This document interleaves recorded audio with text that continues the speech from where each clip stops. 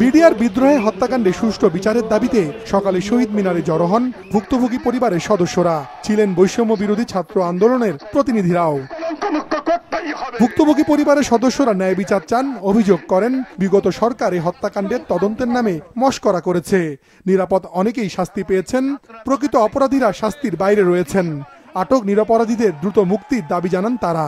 নিরপরাধ অনেক বিডিআর সৈনিকরা জেলে আছে, শাস্তি যাদের শেষ হয়েছে এবং নিরপরাধরা সকলের আমি মুক্তি চাই। আমরা পরিষ্কার করে কি হয়েছিল জানতে চাই জাতি।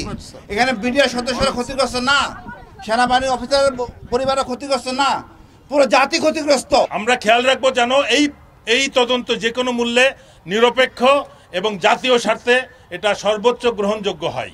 সব থেকে দুঃখের জনক বিষয় হলো রাজনৈতিক যারা ছিল তাদেরকে সম্পূর্ণ রেহাই দেওয়া হয়েছে। অবিলম্বে বিডিআর জওয়ানদের মুক্তি দিতে হবে এবং স্বাধীন তদন্ত কমিশন গঠনের মাধ্যমে এই পিলখানা হত্যাকাণ্ডের সুষ্ঠু বিচার নিশ্চিত করতে হবে।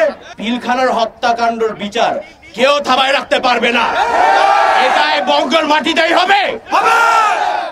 তাদের মানববন্ধনের আগে সকালে সচিবালয় সংবাদ সম্মেলনে স্বরাষ্ট্র উপদেষ্টা জানান, ওই ঘটনায় ন্যায় বিচার নিশ্চিতে পুনরায় তদন্ত কমিটি করা হচ্ছে।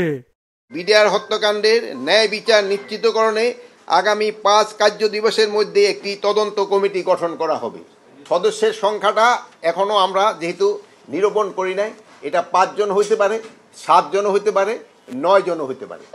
প্রতিক্রিয়ায় ঘোষণা অনুযায়ী 5 কর্মদিবসের মধ্যে তদন্ত কমিটি করা না হলে কঠোর আন্দোলনে যাওয়ার হুঁশিয়ারি দেন আন্দোলনকারীরা। প্রকাশ করা না হয় এবং সেখানে যদি কোনো দালাল থাকে তাহলে 6ষ্ঠ দিনের দিন আমাদের রাজপথে দেখা হবে।